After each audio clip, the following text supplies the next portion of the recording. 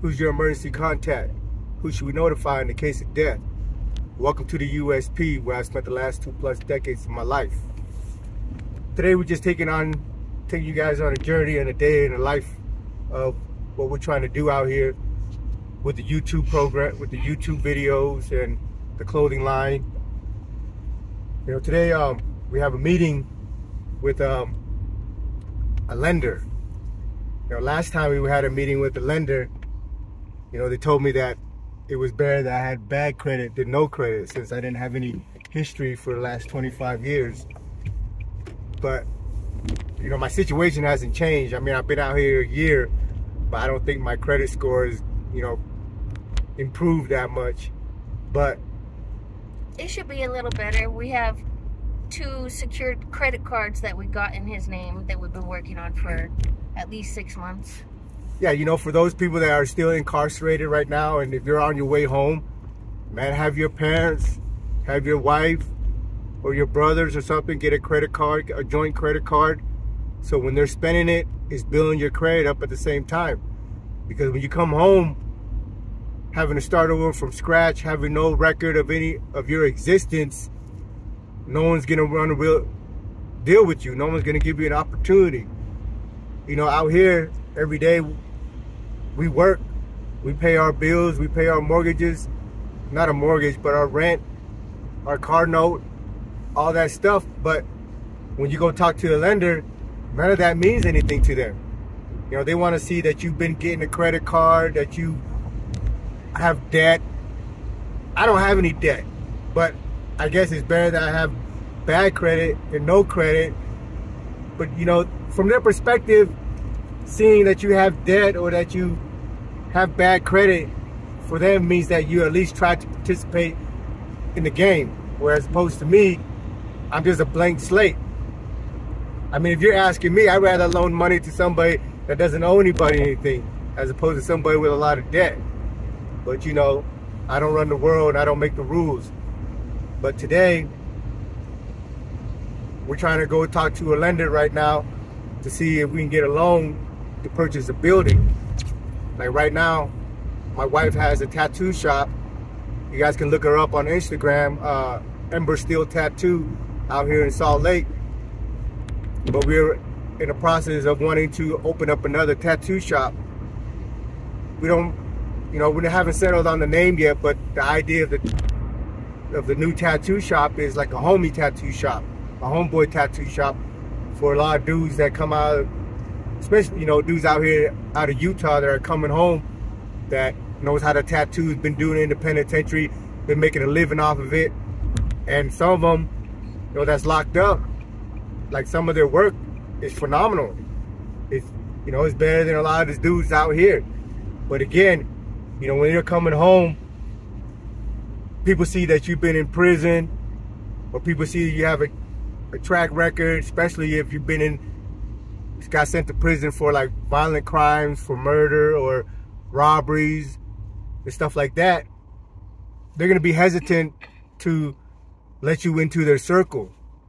And me, you know, some of the best people that I've met outside my wife and my family and a few homies are dudes that I've done time with, because, you know, we carry ourselves in a higher standard, because we understand, like, when we deviate from protocols, when we break our words, that could mean our life. Like, literally everything we do in the penitentiary, we put our life on the line. Whether you're going into a $5 debt or breaking a promise or something, like, you never know how the person that you're dealing with is going to perceive that. So the best way to keep yourself, you know, on point and safe is to always be a man of your words. And since I've been home, that's how I've tried to conduct myself. You know, every promise, every agreement that I've made with people out here, I uphold it.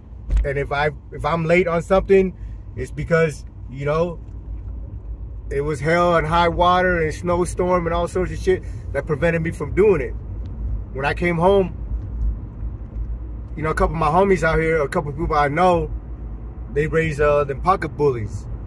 And if anybody know what them pocket bullies are, they're pretty expensive. They go for anywhere between, you know, $3,000 and $5,000. But I didn't have the money. I mean, I loved them dog. I mean, you guys see my dog Kiki. I loved it. I loved her. I mean, she's great. But, you know, a couple of the people that I knew out here that was raising them, I taught, you know, I went into, I was like, hey man, let me make a payment plan or something with them. You know, I was trying to get me a little pup, but they were like, nah, we good. You know, because they didn't think that, one, I think they were scared that it allowed me to owe them money, thinking I'm going to burn them. And if I do burn them, they wouldn't be able to collect because, you know, whatever. But I had a homie out in Hawaii, Pine, shout out to Pine.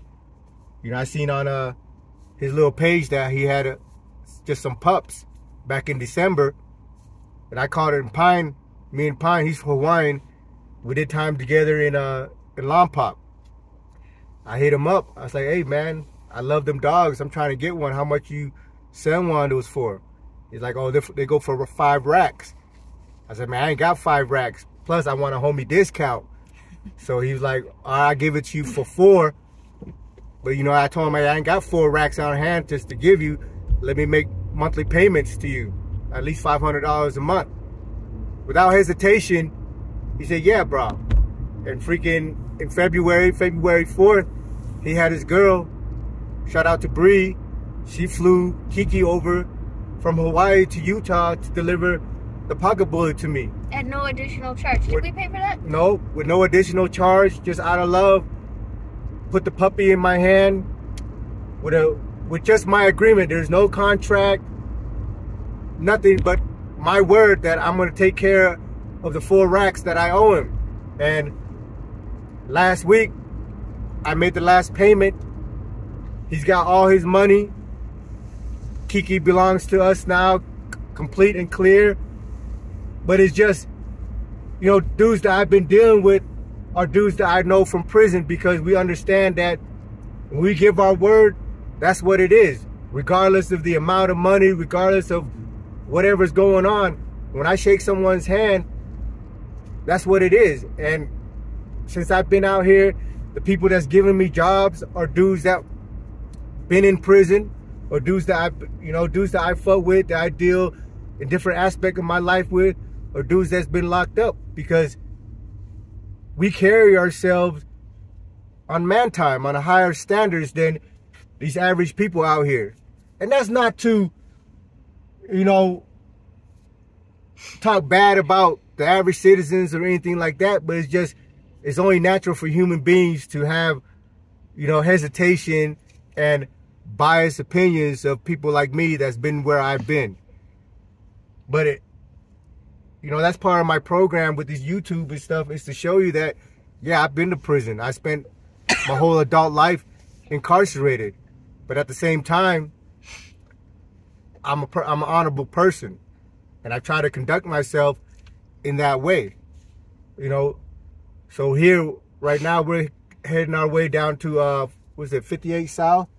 If anybody knows the street in Utah, we're heading down. We're on State Street right now at about 33rd South, heading down to 56 South and about 430 West to talk to a lender.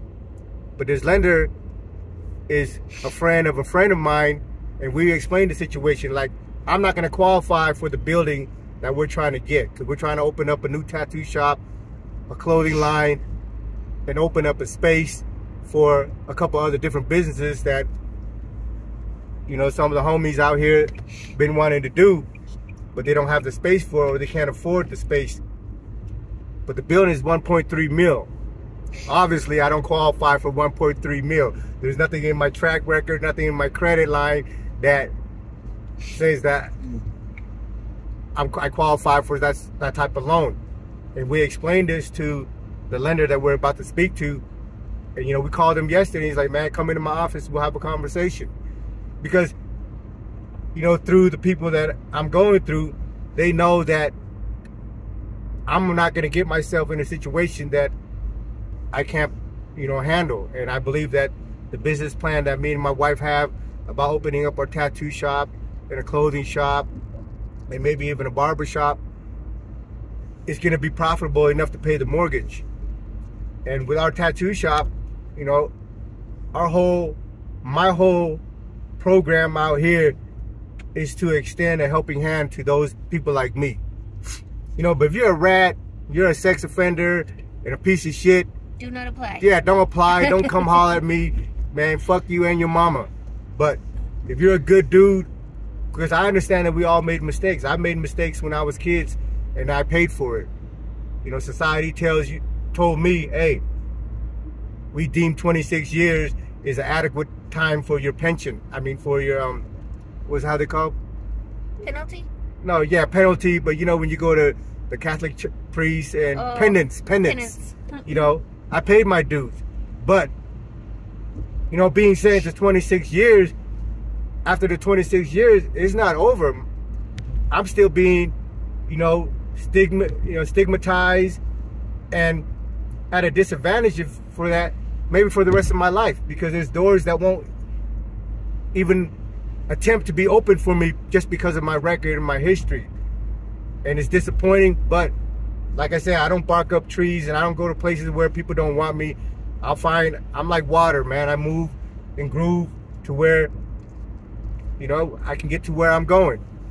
But leading up to that, I know you guys want to hear a story, so continuing from yesterday's episode, I told you that Smoke and Damu, you know, jumped on that dude King for the foul shit that he was doing. Well, when Smoke and Damu come back, you know, these are youngsters, but you know, with the youngsters, they have a different type of mentality than I do. Me, when I put in work, for me, it's not a badge of honor. It's not something that elevates myself. You know, putting in work is just part of the duty, part of the lifestyle that I signed up for. And I do it begrudgingly. Meaning that I don't really want to hurt anybody or whatever, but if something needs to get done, it gets done. But these kids that come in, they think because they did a little something, it elevates them to another to another level. They puff out their chest. You know, they're trying to claim certain titles and credit before they've earned it. You know, your status is not, you know, everybody always say, oh, don't worry about what other people say or what other people think. You know, as long as you're confident in yourself and think you're this and that, that's who you are. That's not necessarily true. I can go around and think myself a king and a god all I want, but in reality, I'm not. If everybody around me thinks I'm a fucking piece of shit or a douchebag, maybe the reality is I'm a piece of shit and a douchebag, you know? But a lot of these dudes, they always want to climb the ladder before they're ready or before they've earned it. So while they were in the shoe, they put the homie Chevy, the native bro that's from Nebraska, you know, in charge of the unit as a spokesman for the unit. And so when these two came out, you know, they all piled up in my room to have a little meeting and stuff, because, you know, I'm there. I'm like, you know, I'm like the old guy in the unit amongst the natives. So they're always inviting me or asking me, you know, opinions and different aspects of things that's going on. And I try to lead them and guide them in the right way, but at the same time, I don't really want to insert myself completely into their politics, because that's their politics. So when we had the little meeting, you know, this is like the second day they came out of the shoe, maybe even the first day. They were like, oh, they started laying down the rules. And they're like, man, we can't be running around here with our native bros braiding our hair like black dudes and this. Like, some of the stuff they were saying was just kind of didn't apply to the existence and your survival inside the penitentiary. But Damu stepped, you know, but without going to all the aspects of all the different shit they were saying, Damu was like, and another thing is like, you know, I don't feel like Chevy should have the unit because he has never done nothing. I put in work or whatever. I think I should be the one to represent the unit. Is it, baby? Yeah, 433. 530 or 560? How far are we going down? It's 3 minutes from here. This way? I think. Yeah, so you know, he claimed the mantle of being a freaking the spokesman for the unit for the natives. I think it's gonna be, I don't know. So when he became the spokesman for the unit, he started laying down the rules, things that the homies couldn't do, you know. And before Damu went in, he smoked just as much as the rest of the dudes. He got keep going, past the freeway. You know, and all the rest. But now he's laying down the law that dudes can't smoke this, dudes gotta, you know, work out and, you know, whatever. Like, I don't know what gets into people's head when they become, like, you know, spokesmen for people or shot callers. You know, I guess they get, you know, a little big-headed and want to be freaking Genghis Khan or something, right? So he's laying down the laws for everybody that they can't do this, they should be working out and blah, blah, blah. And, well, come to find out, all the things that he was trying to implement on everybody else, he wasn't abiding by it. And, you know, when you're in a position of leadership, when you're a spokesman for a group, in every society, you know, the guy at the top, there's dudes at the bottom that's vying for your spot, or envious or jealous, or especially if you're pushing a hard line, waiting for a reason to knock you off. So the things that he was trying to push on other dudes, he wasn't abide by. Like when you see him in the day room and stuff, he's sober, he's kicking it or whatever, politicking for the homie and stuff. But when they lock him down, you know, he's in the room getting high during count time or at 10 o'clock count for the night. And the homies in the block is like, damn, man, like, you telling us we can't get high, you telling us we can't do this and that, but you over here, we going to JSS doing the same shit, you know?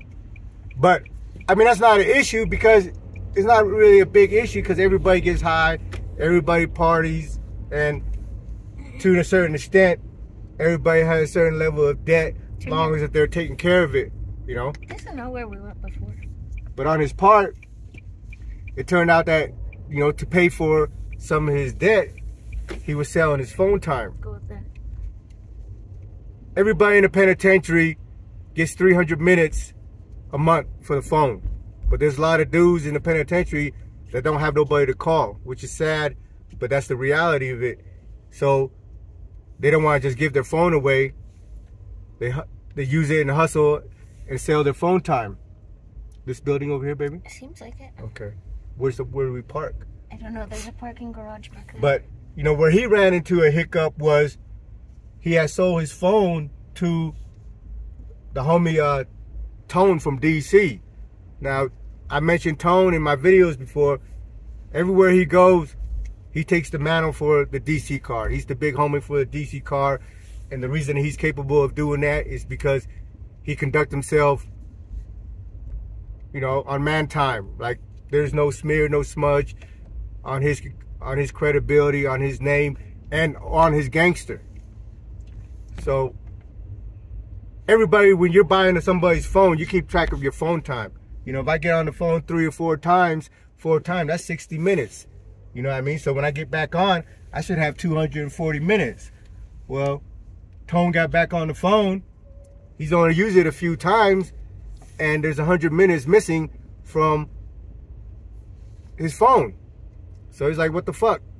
So, but he knows that the dude Damu would be smoking and stuff. So, and Tone knows who all the mover and shakers were. So he went to a couple of the other dudes that was pushing the sack and found out that Damu had been double dipping, meaning he sold the phone to Tone and to this other dude from Vegas, Crip dude from Vegas.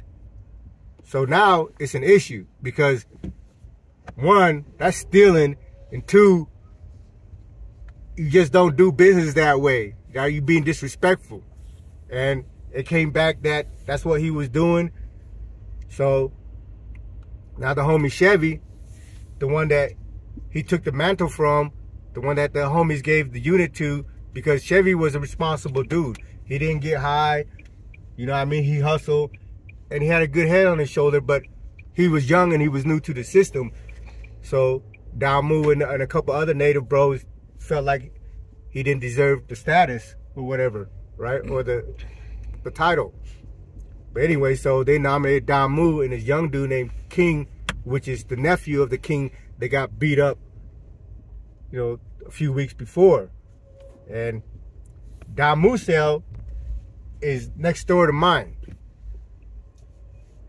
And so they came back and told me what's going on. Hey, dude's been freaking running around here telling us we can't get high, but he's been sneaking around getting high. And now he sold his phone to 2 people, and now it's a different race involved, you know, with the blacks, DC blacks in the Crip car. And it's like, man, we're gonna have issues with these dudes because they don't appreciate the way because, you know, they're taking it as a disrespect. So, like I said, one day you're sitting on, huh? Just park, we could go down the stairs. Like one day you set on a mission. Let's park over there on the light. Next day, you're a victim.